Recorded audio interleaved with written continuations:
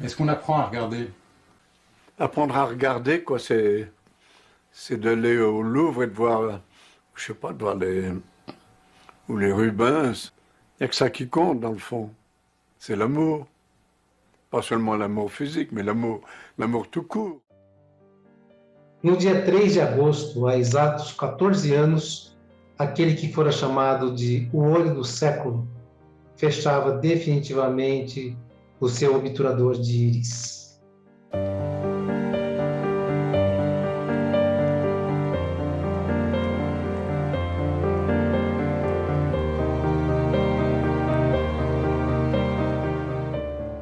Olá, vitrinautas, vitrinetes e vitrineiros que estão com a gente aqui de novo no Século da Fotografia. Hoje é um dia especial, porque nós vamos falar de um fotógrafo muito especial. Eu sou meio contra unanimidades, mas nesse caso aqui eu faço questão de aderir à unanimidade. Ele é considerado o pai do fotojornalismo, é considerado o cara que exerceu a maior influência na história da fotografia, do fotojornalismo, transformou a linguagem fotográfica do fotojornalismo, ainda é referência nas escolas até hoje e influência para muita gente até hoje.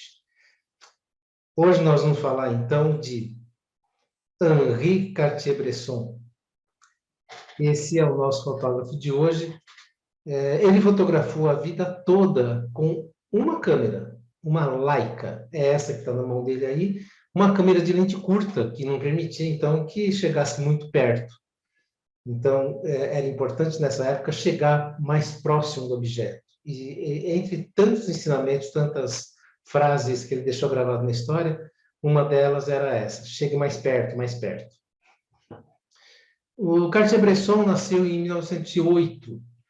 Esse mês aqui eu escolhi o Cartier-Bresson porque, para mim, é o mês do Cartier-Bresson. Ele nasceu no dia 22 de agosto e faleceu no dia 3. Foi aniversário ontem da morte dele, dia 3 de agosto de 2004. Então, nós vamos fazer esse episódio aqui em duas partes, parte 1 e parte 2.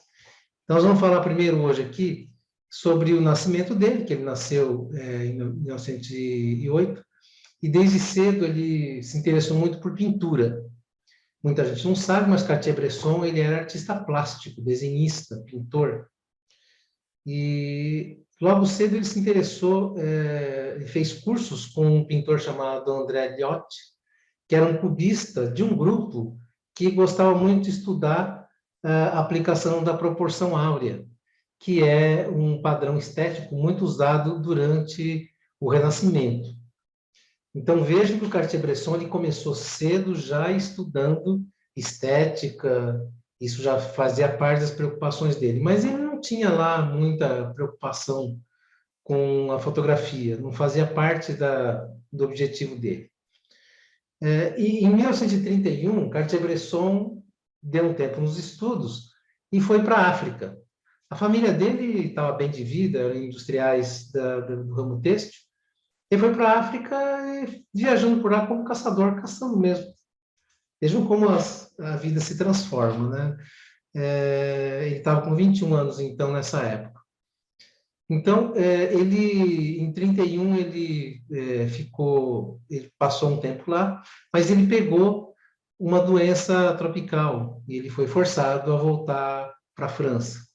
Teve que voltar para casa para se cuidar. E aí, ele, por acaso, se interessou por uma foto que ele viu, né? Ele se inspirou mesmo pela fotografia, por uma foto que ele viu, que essa é chamada de Os Três Rapazes no Lago de Tanganica. Foto de um húngaro, de novo, Martin Munkaczy, que, aliás, esse eu nem conhecia, descobri a minha pesquisa.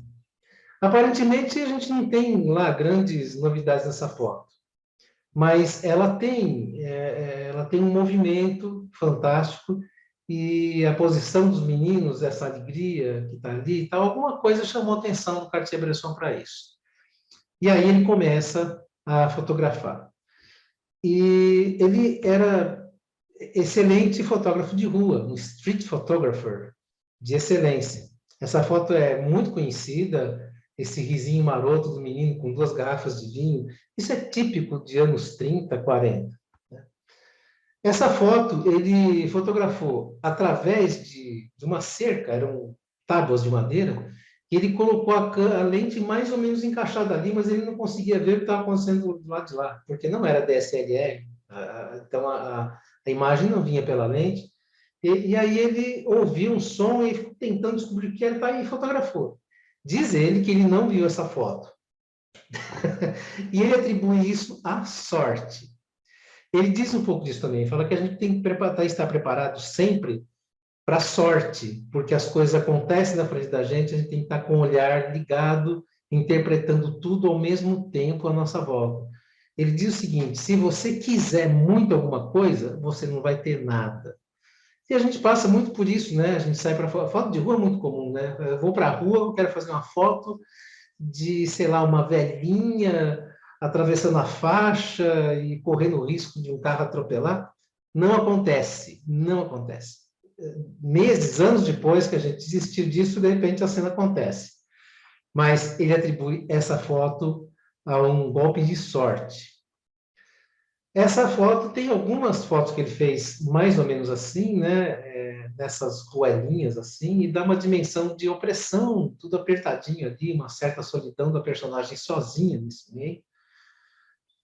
Essa foto também é muito famosa, porque ele pegou uma escada e ele comenta essa foto, ele fala assim que o importante é ter senso de geometria. Tudo isso, olha que coisa curiosa, ele estudou lá com os cubistas, ele estudou lá, quando ele estudou a dimensão áurea, ele começou a ter essa dimensão da importância da geometria para a composição, porque essas linhas da geometria que fazem a ligação entre os elementos que estão presentes na foto. Essa é a composição.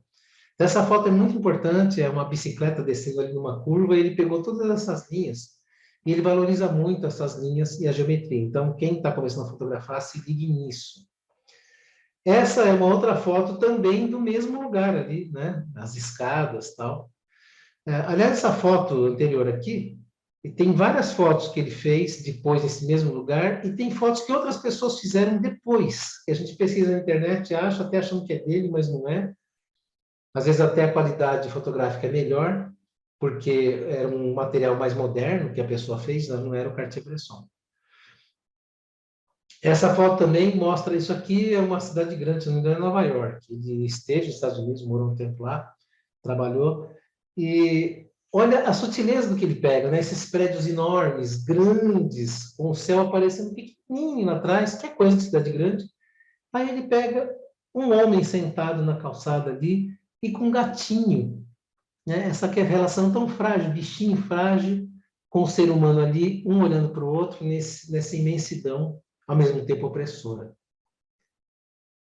Essa foto já é uma foto que a gente vai comentar mais depois, no próximo episódio, porque essas são fotos já que ele fez na Espanha e México.